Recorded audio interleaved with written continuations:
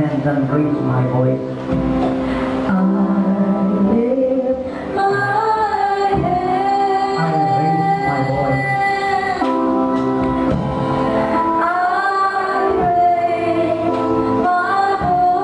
I give my life to you, my Lord. And I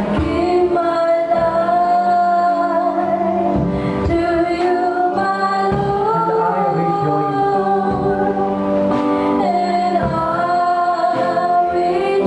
There are many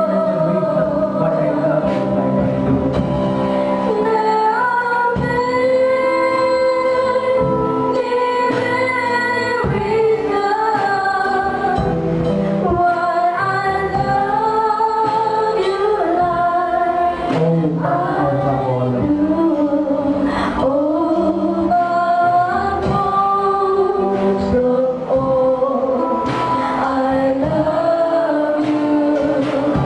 most of all,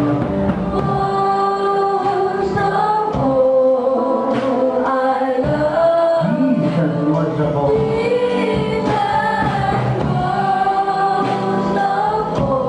I love you because you're you.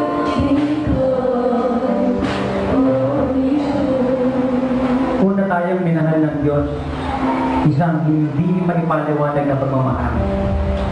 Unimmeasurable love. Cannot be known. Isang pag-ibig na hindi masukat. Bagamat ang tao ay nagkasalat patungo ng impyerno, ang Diyos ay nagmahal ng gayon na lamang. Nagkatawang tao ang Diyos na siya si Jesus. Namatay sa krus ng Kalbaryo para tayo maligtas. Upang sa magaling ng ating kamatayan, hindi mapunta ng impyerno, kundi magkaroon ng walang kabuhay doon sa kalagatan. Kasabay nito ang Diyos ay nagpapagaling, nagbibigay ng himala, nagpapala, nagpapatagana, sumasagot sa mga panalangin, nagpapatanyag, nagbibigay ng karangalan, kasagalaan at katagumpayan. Ito'y dahil sa kanyang kamatayan sa krus ng Kalbaryo.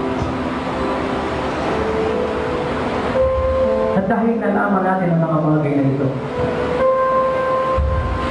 at nakita rin natin mula sa banal na kasulatan, may mga taong in return, dahil nakita nila ang Diyos ay napakatindi kong magmahal. Sinuklian din nila ng matinding pagmamahal ng Panginoon. Bagamat hindi natin kayang paglayan ang pagmamahal ng Diyos, pero sinisikap natin. May mga taong nagsikap, kagaya sa banal na kasulatan, at may mga taong nagsisikap at tayo na mahalin ang ating Panginoon. Meron lamang tayong isang magandang layunin, isang magandang motibo, malinis na layunin at motibo na in return, ipunin lang ang pato sa Diyos na nagmula din naman sa Kanya. Pero nagulat tayo. Ang mga hindi natin hiningi ay ibinibigay ng Panginoon at sobrang na. Ito yung nakikita natin sa ating buhay, nakikita natin sa ating pamilya, sa ating iglesia.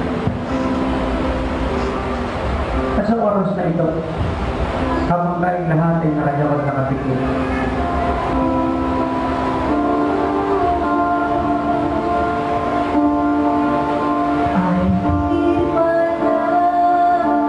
kung hindi mo pa tinatanggap si Christ bilang Lord God Savior ng buhay mo, iniimbitahan na kita ngayon. Kung hindi ka pa naglilingkod, hindi ka pa nagpupulit sa masa sa Diyos, iniimbitahan na kita ngayon. Kung alam mo, hindi mo pa ibigay ang the best pa sa Panginoon, iniimbitahan kita ngayon. At kung alam mo na minsan ay binigay mo na ang the best pa sa Panginoon, pero napigilan ka, iniimbitahan kita ngayon na muling gawin yan. At kung sakasakali naman, na gusto mo ibigay ang the best sa Diyos, napipigilan ka, gusto kong sabihin sa'yo, huwag na. Sapagat ang ibigay mo ang ganda sa Diyos sa hiwalang kano. Nakita mo ang promotion na ginawa ng Lord kay Haradali. Na siya rin gagawin sa atin ng Panginoon. It's even greater. Sapagat we were born in such a time like this. Sa lahat ng gusto magpaniloob sa Panginoon at mag-alay ng buhay sa Diyos, nakataas ng po ang dalawang kamay patungo ng langit.